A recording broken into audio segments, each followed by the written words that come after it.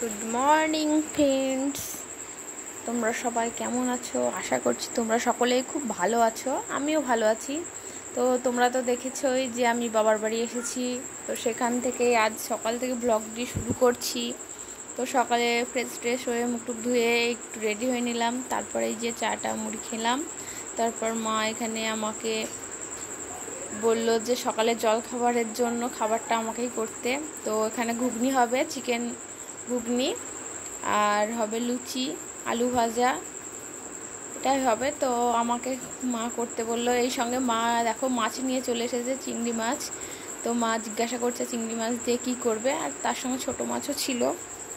তো আমি সাইজগুলো দেখছিলাম মাছের, তো দিয়ে বললাম যে মা মাছটা দিয়ে তুমি পটল চিংড়ি তৈরি করো। তো মা বললো বেশ ঠিক আছে, তাহলে আজ পটল চিংড়ি করব।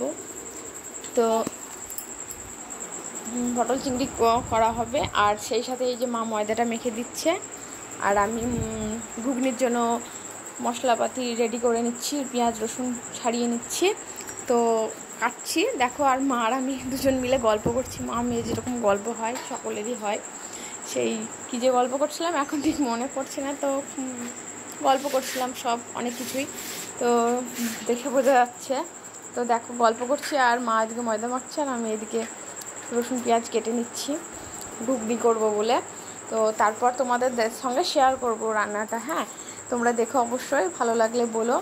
আর প্লিজ আমার চ্যানেলটিকে তোমরা সকলে সাবস্ক্রাইব করে দিও, আর কমেন্ট করো প্লিজ ভালো লাগলে, অথবা খারাপ লাগলেও বলো যে কীরকম কি লাগছে, ভালো অথবা খারাপ।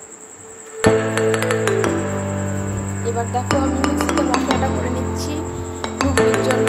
তো মশলাটা রেডি করে নেব। এবার বাইরে খুব বৃষ্টি শুরু হয়ে গেছে, তো বৃষ্টি পড়ছে। এদিকে আমি রান্না খুব জোর চালাচ্ছে, এদিকে মশাই দেখছে। তখন সকাল দেখো আবার মিক্সিতে মশলাটা করে নিচ্ছি।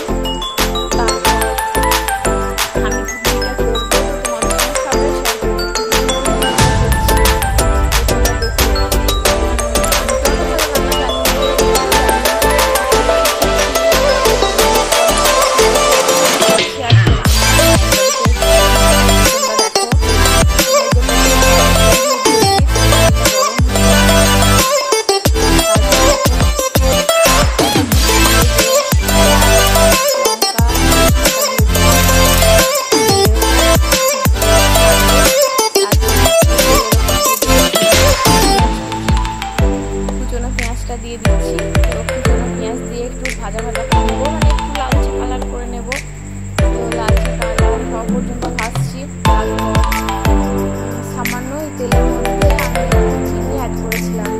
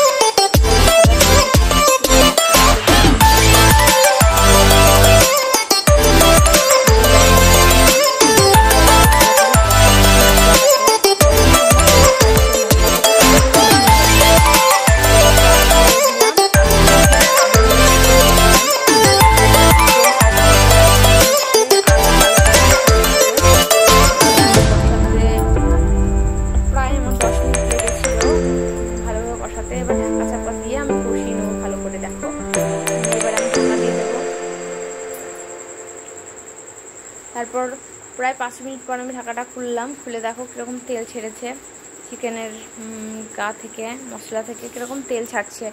এবার এটা তেল ছাড়ছে, আর একটু কিছুক্ষণ কষাবো, কষাতে কষাতে আরও তেল ছাড়বে। তারপর আমি কি করি দেখো তোমরা। তো আমি খুব একটা ভালো রান্না জানি না বন্ধুরা, তো যেটুকু জানি সেটুকুই করছি। তোমরা আবার মনে করো না যে আমি হাইফাই কিছু বলছি, আমি যেটা জানি সেটাই করছি আর সেটাই তোমাদের সঙ্গে বলছি। তো তোমরা আমি আমার মতন করে তোমাদের কথা বলি, তাই বলে তোমরা কি ভাবছো আমি জানি না। তো আমার ভিডিওটি সত্যি যদি ভালো লেগে থাকে একটি লাইক কমেন্ট করো, আর সেই সাথে আমার চ্যানেলটিকে প্লিজ সাবস্ক্রাইব করো বন্ধুরা। তো তোমাদের কাছে একটাই রিকোয়েস্ট, আমার চ্যানেলটিকে প্লিজ সাবস্ক্রাইব করো, কারণ ইউটিউবে আমি এই প্রথম, কারণ অত কিছু জানি না। তো আমাকে যদি সাপোর্ট তোমরা না করো তো আমি তো এগোতে পারবো না, কারণ ইউটিউবে একে অপরের পাশে যদি কেউ না দাঁড়ায় তাহলে কেউই মানে এগোতে পারবে না। তো প্লিজ বন্ধুরা তোমরা একটু সাপোর্ট করো আমাকে। তো হাউস ওয়াইফদের যেরকম কাজ আমি সেই রকমই আমার ভিডিওতে প্রত্যেক দিনকার যে কাজকর্মগুলো আমার থাকে সেগুলো আমি শেয়ার করি তোমাদের সঙ্গে। তো ভালো লাগলে বলো। আজ এখন আমি বাবার বাড়ি এসেছি বলে আমার ব্লগে একটু আলাদা রকম হচ্ছে। আর দেখো এবার আমার মশলাটা প্রায় শেষের দিকে কষানো, খুব ভালোভাবে কষানো হয়ে গেছে। এবার তেল খুব ভালোভাবে ছেড়ে দিয়েছে। এবার আমি এর সঙ্গে অ্যাড করে দেব আলুটা অ্যাড করব এবার আমি এর সঙ্গে। এবার আলুটা অ্যাড করে দিচ্ছি, সিদ্ধ করে রাখা আলু। তো আধ ভাঙা করে রেখেছিলাম আলুটাকে, পুরোপুরি ভাঙিনি, তো কষাতে কষাতে অনেকটাই গলে যাবে। তো এবার আলুটা দিয়ে ভালোভাবে আরও একটু নেড়ে নেব। নেড়ে নেওয়ার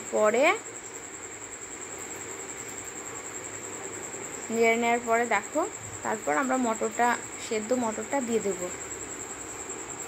এই যে আলু দিয়ে কষাচ্ছি, কষানো হচ্ছে। আলু দেওয়ার পর আমি প্রায় 5 মিনিট মতো নাড়াচাড়া করেছিলাম। তো নাড়াচাড়া করার পর তারপর আমি সেদ্ধ মটরটা দিয়েছিলাম। তো দেখো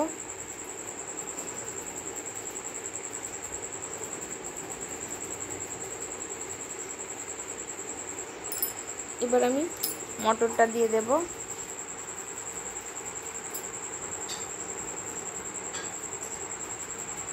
তো বন্ধুরা তোমরা কে কোথা থেকে দেখছো আমাকে প্লিজ জানিও, আর তোমরা কেমন আছো সেটাও বলো। আমি এখন খুবই ভালো আছি, আনন্দেই আছি, কারণ না বাবার বাড়ি এসেছি সেই জন্য ভালোই আছি।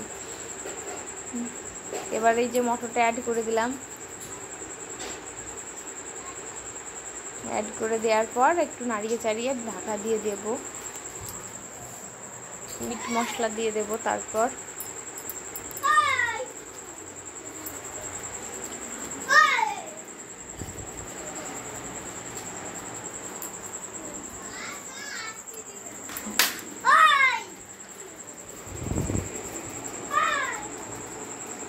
এবার নাড়াচাড়া করছি। এই যে একটা আওয়াজ বাচ্চাটা আমার ছেলে আওয়াজ করছে, তো তোমরা কিছু প্লিজ মনে করো না, বুঝতে পারছো বাচ্চা ছেলে। আমি যখন ভয়েস ওভার দিচ্ছিলাম তখন ও এসে গেছিলো, তো সেই কারণে একটা আওয়াজ ব্যাকগ্রাউন্ডে চলে এসেছে। এবার মিট মশলাটা দিয়ে নিচ্ছি। মিট মশলাটা দেওয়ার পরে একটু ঢাকা দিয়ে দেব। নাড়াচাড়া করার পর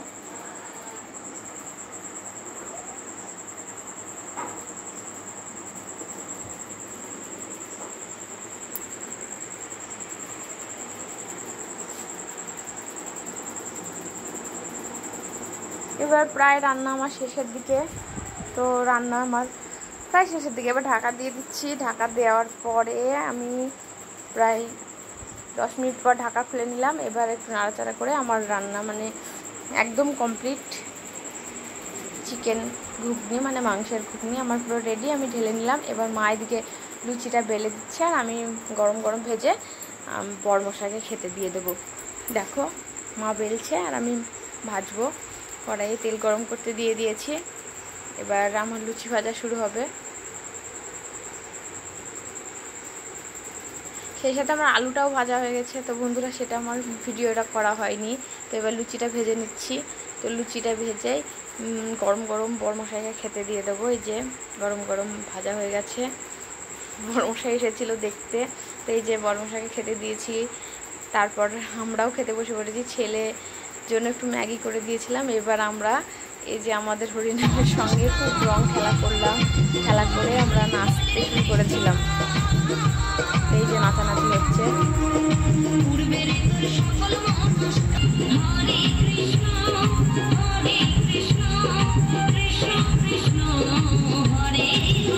তারপর দুপুরে খাওয়া দাওয়াটা সেরে নিলাম, বরমশাইয়ের খাওয়া হয়ে গেছিলো। এবার আমি মা দুজন মিলে খেতে বসেছি শেষে।